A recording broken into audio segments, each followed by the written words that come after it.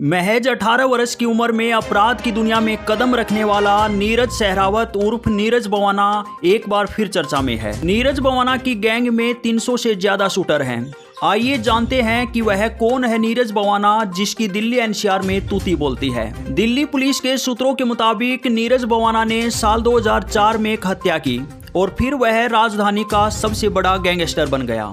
अत्याधुनिक हथियारों के शौकीन नीरज बवाना गैंग के पास अमेरिकी ऑटोमेटिक हथियार भी हैं। सच बात तो ये है कि नीरज को दिल्ली शहर में फिरौती का किंग भी कहा जाता है।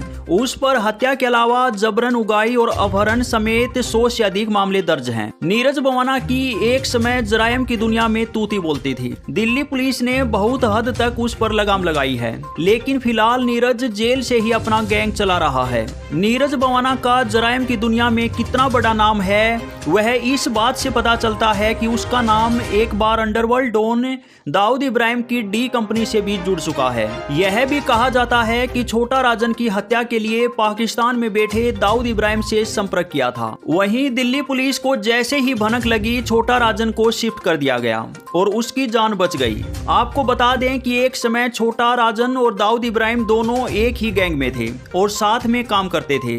मुंबई में हुए दंगे के बाद दाऊद इब्राहिम और छोटा राजन में विवाद हुआ और दोनों अलग अलग हो गए। दिल्ली का दाऊद नाम से चर्चित नीरज बवाना ने सिंगर सिद्धू मूसेवाला की हत्या की जिम्मेदारी लेने वाले लॉरेंस बिश्नोई गैंग को सिर्फ 2 दिन में बदला लेने की धमकी दी थी। इसके बाद पंजाब और हरियाणा के साथ दिल्ली पुलिस भी चौकन्नी हो गई थी। आरोप है कि पंजाब में बिश्नोई गैंग ने सिंगर सिद्धू मूसेवाला की हत्या करवाई थी। इसके बाद से नीरज बवाना बदले की आग में सुलग रहा है। यहाँ पर आपको बता दें कि नीरज बवाना की बम्बिया गैंग से दोस्ताना संपर्क है।